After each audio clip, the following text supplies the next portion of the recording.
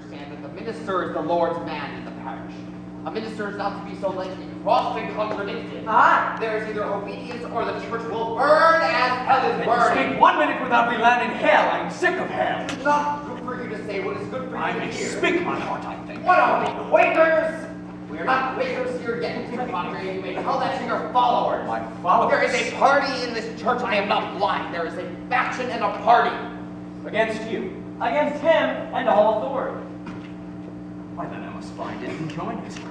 He does not mean that. Well, he confessed it now. I mean it solemnly, Rebecca. I like not the smell of this authority. No, you are of a different kind, John. You cannot break charity with your minister. Clasp his hand and make your peace. I have cropped the sewing lumber to drag home. What say you, Giles? Says there's a party. Let's find the party. I've changed my opinion of this man, John. I beg your pardon, Mr. Paris. I never knew you had so much iron in you. Why, thank you, Giles. It suggests to the mind what the trouble be among us all these years. Think on it now. Wherefore is everybody suing everybody else? Think on it now. It's a deep thing and dark as a pit. I've been in court 6 times this year. Is it the devil's fault that a man cannot say a good morning without you clap him for defamation? You're old, Giles, and you're not hearing so well as you did. John Proctor, I've only this last month collected £4 damages for you publicly saying I burned the roof off of your house. I never said no such thing, but I paid you for it, so I hope we can call you deaf without charge. Come along, Giles. Let me drag the lumber home. A moment, Mr. Proctor. What lumber is that you're dragging, if I may ask? My lumber. Out my forest by the riverside. Why, we have surely gone wild this year. What anarchy is this? That tract is in my bounds. It's in my bounds, Mr. Proctor. In your bounds, I bought that tract from Goody Nurse's husband but 5 months ago. He had no right to sell it. That land clearly stands my grandfather's own. Your grandfather had a habit of willing land that didn't belong, if I may say it plainly. That's God's truth. He nearly willed away my North Pasture, but he knew I'd break his fingers before he said his name to it. Let's get your lumber home, John. I feel a sense of will to work coming up. You load one oak of mine and you'll fight to drag it home. Aye, and we'll win 2 platinum. This fool and I.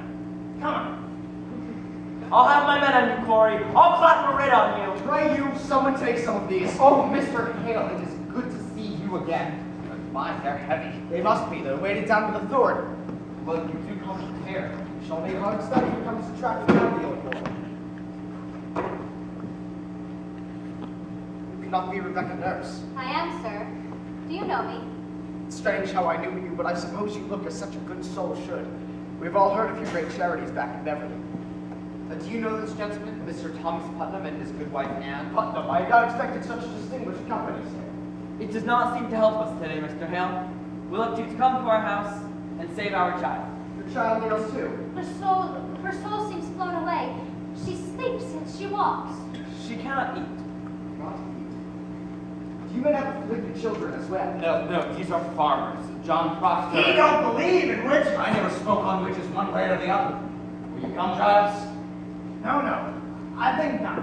I have a few queer questions of my own to ask this fellow. Urge you to be a sensible man, Mr. Hale. Hope you'll leave some of it to Salem. Will you look at my daughter, sir? She tried to leap out the window. We discovered her this morning on the high road, waving her arms as though she'd fly. Honest to God. She cannot bear to hear the Lord's name, Mr. Hale. That's surely a sign of witchcraft. Well, now let me instruct you. We cannot look to superstition in this. The devil is precise. The marks in his presence are definite as stone. I must tell you all. I shall not continue unless you're prepared to believe me should I find no bruise of hell upon her. It is agreed, sir. It is agreed. We will abide by your judgment. Good then. Now, sir, what will your first warning of this strangeness? Why, sir, last night I discovered her and my niece and 10 or 12 other girls dancing in the forest. You permit dancing? No, it was secret. Mr. Paris's slave has knowledge of conjuring, sir. We can't know that, Goody Anne. I know it, sir. Listen to my child. She should learn from Tituba who murdered her sisters. Goody Anne, you sent a child to conjure the dead? Let God blame me, not you, Rebecca. I'll not have you judging me anymore. Mr. Hale, is it a natural work to lose 7 children before they even live a day? 7 dead and child. Aye. What book is that, sir? What's there, sir? Here is all the invisible world. Come to find and calculate it. Here the devil stands stripped of all his brute disguises. Here are all your familiar spirits, your incubi, your succubi, your witches that go by land, by air, by sea, your wizards of the night and of the day. Have no fear now. We shall find him if he has come among us, and I mean to crush him utterly if he has shown me his face. Will it hurt the child, sir? I cannot say. If she is truly in the devil's grips, we may have to rip and tear to get her free. I think I'll go then. I am too old for this. Why, Rebecca, we may open up the boil of all of our troubles today. Let us hope for that. I go to God for you, sir. I hope you do not mean to go to Satan here. I wish I knew.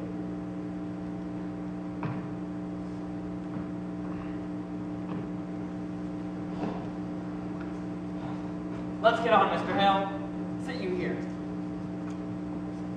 Mr. Hale, I've always wanted to ask a learned man, what signifies the reading of strange books? What books?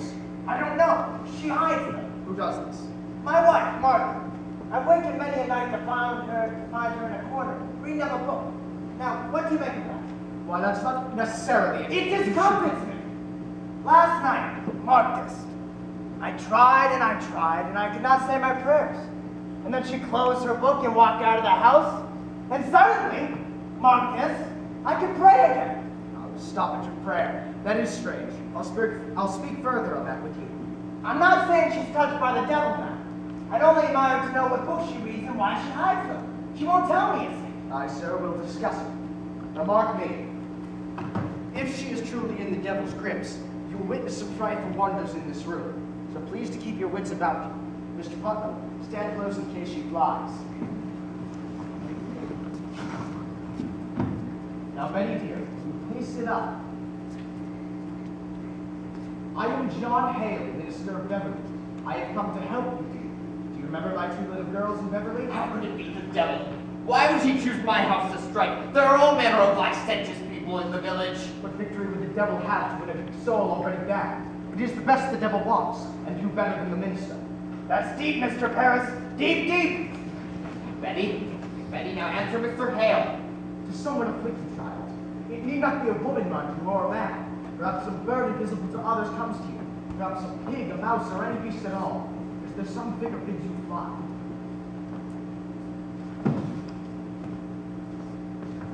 In nomine Domini Samuel sui filigate ad infernos. Abigail, what sort of dancing were you doing with Colonel Forrest? Why, common dancing is all. I think I should say, sir, that I saw a kettle lying in the grass where That they were were only dancing. soup. What sort of soup were in this kettle, Abigail? Why, it were beans and lentils, I think. Mr. Parrish, you did not notice, did you, any living thing in the kettle? A spider, perhaps, a mouse, a frog? I do believe there was some movement in the soup. That jumped in, we never put it in. What jumped in? My very little frog. A frog, Abby? Abigail, it may well be your cousin is dying. Did you call the devil last night? I never called him Tituba. She Tituba. called the devil? I should like to speak with Tituba. Could he angrily bring her up? How did she call him? I know not, she spoke Barbados. Did you feel any strangeness when she called him? A sudden cold wind, perhaps? I a never trembling saw from no the ground? devil! Teddy, sit up and stop this! You cannot evade me, Abigail. Did your cousin drink any of the brew in that kettle? She never drank it. Did you drink it? No, sir. Did Tituba ask you to drink She it? tried, but I refused. Why are you concealing? Have you sold yourself to I Lucifer? never sold myself! I'm a good girl. I'm a proper girl. She made me do it. She made Betty do it. Abby! She makes me drink blood. Blood? My baby's blood? No, no. Chicken blood. I gave she chicken blood. Woman, have you enlisted these children for the devil?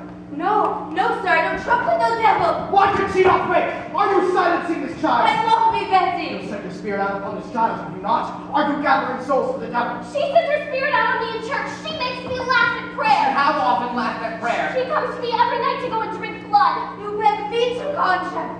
She begged me make charge. Don't lie. She comes to me while I sleep. She's always making me dream corruption. Why do you say that, Abby? Sometimes I wake and find myself standing in an open doorway and not a stitch on my body. I always hear her laughing in my sleep. I hear her singing her Barbados songs and tempting me. I never. Tituba, I want you to wake this child. I have no power on this child, You most certainly do, and you will free her from it now. When did you come back with the devil? I don't come back with no devil. You will confess yourself, or I will take you out and whip you to your death, Tituba. This woman must be hanged! She must be taken out and hanged! No! No! Don't hang Tituba! I tell him I don't think